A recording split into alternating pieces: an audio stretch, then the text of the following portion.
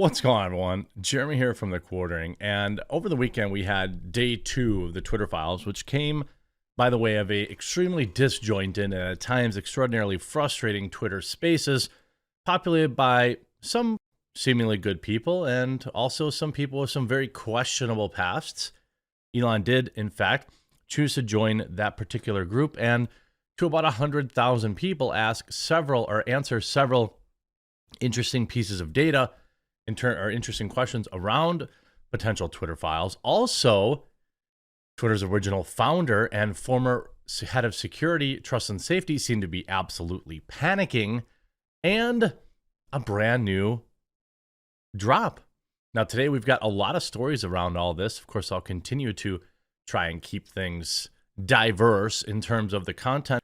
I want to get into first a brand new hashtag Twitter file. This well, I don't know if it's the original tweet, but tweeted by George. Breaking. Email leaks reveal Arizona Secretary of State Katie Hobbs was in regular communication with Twitter telling them who to censor. Now, the Cliff Notes version of why this is extremely important is because here in the United States, we have a thing called the First Amendment. Shall not be infringed, of course. And what we have are government officials using private companies to censor American citizens' First Amendment speech rights. These are not tweets that violated Twitter TOS and just got, removed for organic reasons. This is U.S. government officials calling on Twitter to suppress Americans' First Amendment rights. And based on what we have already, just a tiny bit, we have, thousands of instances of this. Now, this was done by both, apparently, the Trump administration, although we have not seen any examples of it. We saw hundreds of examples a dozen or so examples, of where the Biden administration, even before he was president, had reached out to Twitter and demanded tweets be taken down. Tweets that didn't necessarily break terms of service, but were bad for the president, including pictures of his son, stuff from his laptop. This is a big deal. Now we have new redacted court documents that read, "Thank you, redacted. Both tweets have been removed from the service." We see as the final. So we read this in reverse. This is from, quote, misinformation at cissecurity.org. Now we want to look at who this CIS security even really is. This is probably some sort of, CI security, probably.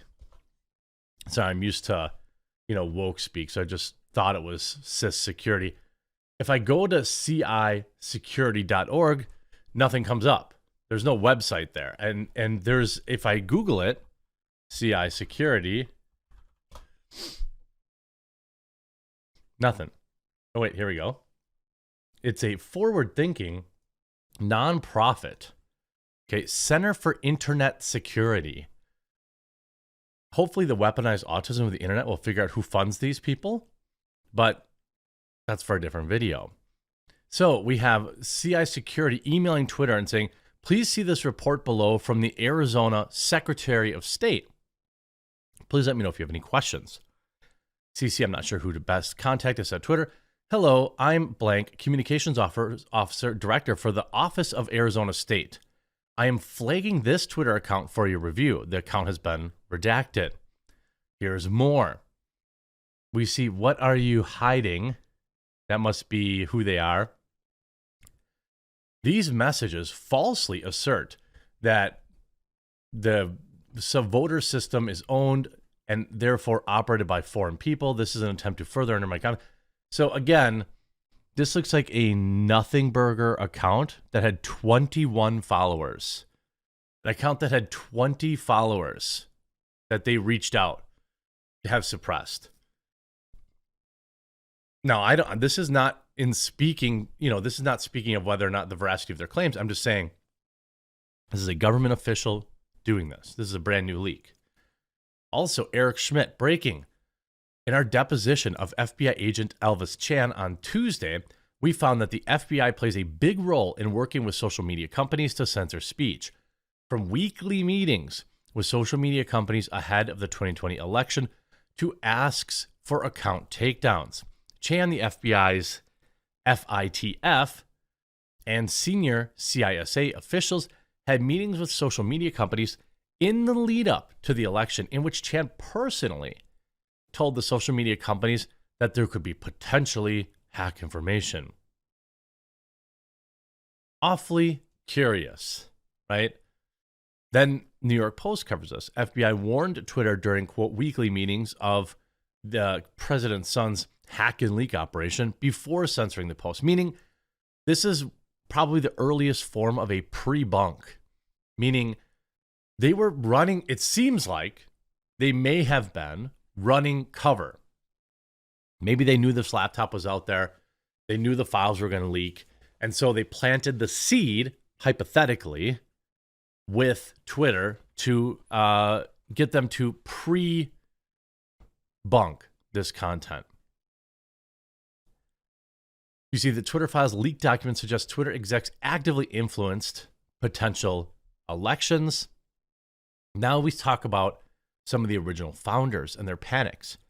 Biz Stone, original co-founder of Twitter, Yoel Roth, all in panic cover-up mode. You see Biz Stone tweeting this about Elon.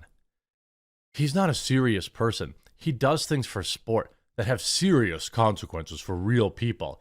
This is an open, global service. US politics is not much of Twitter. K-pop might be bigger.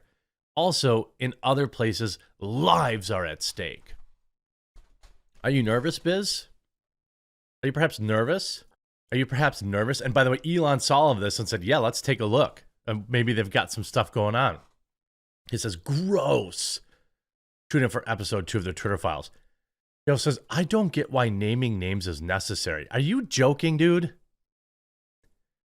Solomon Engel writes, I think the world should know who did these things. They put themselves in the position when they took their decisions and should be held accountable by the law. Absolutely. If you're talking about what appears to be people like Vijaya Gotti playing, judge, jury, and executioner on what is, quote unquote, good enough information for the plebs to consume, how about Yoel Roth getting absolutely ratioed into oblivion for this tweet? If there's one takeaway, it is this. What matters most in platform governance is how decisions get made. You can armchair quarterback specific choices and mistakes all day, but the real work is figuring out how to make principled decisions when all you have are bad options. Because you should go on Tucker Carlson, discuss that. Law of self-defense. The bad guy from WW2 made principled decisions. He just used evil principles, much as you did, actually. This you, Nicholas Sandman here. I mean, there's one takeaway is that you're a dangerous partisan activist. I mean, just getting absolutely crushed. Obviously, people pointing up his old tweets. I mean, here's a liberty lockdown. You damage the fabric of civilization with your decisions. Have you no shame? I mean, this guy and Vijaya Gotti need to be in jail. It's really that simple. I don't know. I don't think you know what principled means. How about, was there ever a moment during all the government collusion on censorship that you took a step back and said, what my government is asking me to do is a direct violation of constitutionally protected rights of the people, or nah? How about this? You mean like this, a severe risk, can't have this happen? I hope you have a good lawyer. Of course, this one, given the severe risks here in Lessons of 2016, talking about Trump becoming president, I assume, we're erring on the side of including a warning. I mean, these are people that are panicking, in my opinion. Absolutely. Here's a tweet I was looking for a second ago. I had to pause. A lot of people don't know this. I record every video on the fly, so my reactions are real and my opinions are in the moment. I feel like that's the most authentic way to report on stuff like this. But sometimes I make a mistake here and there. Now, here's David Sachs and Taking Biz. Here's David Sachs, who is the VC at Craft Ventures and I guess friends with the All In Pod, writes, quote, this is the tweet from Biz Stone. Quote, "It's heartbreaking, all the world events that we didn't make public to protect brave people. Also, on the Trump poll, the people have spoken. How many Russians voted? Blah, blah, blah, blah, blah, blah, blah. More Russians." Okay. Again, this is the co-founder of Twitter who is undoubtedly on several of these emails that are getting out. David Sachs, quote, "All the world's event we didn't make public. What exactly is he talking about? Here's Elon Musk. Let's find out." There is so much. I want to know if the New York Times, any media was involved in directly removing personal accounts. We saw this, that James Woods is going to sue the DNC because the Democratic National Committee or whatever, they got him removed from Twitter. Directly interfered with having his account removed from Twitter. There is absolute piles and piles and piles of information that's going to come out today. If you haven't yet, make sure you click that subscribe button down below. You're not going to want to miss a thing. If we get episode 3 of the Twitter Files today, I will live stream that as well. I will be drinking only water, coffee, and tea during this particular broadcast. No more having too many during a live stream. It gets a little out of control then. But yeah, make sure you stick around. You're not going to want to miss this. Hope you enjoyed this video, and we'll talk to you again real soon. Let's get on with some Christmas stuff.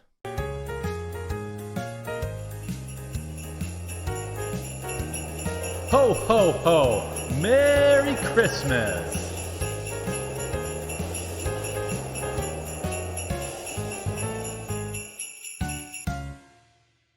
Mondays are kind of my favorite because we get to do 2 days, because I usually don't publish videos on Sunday.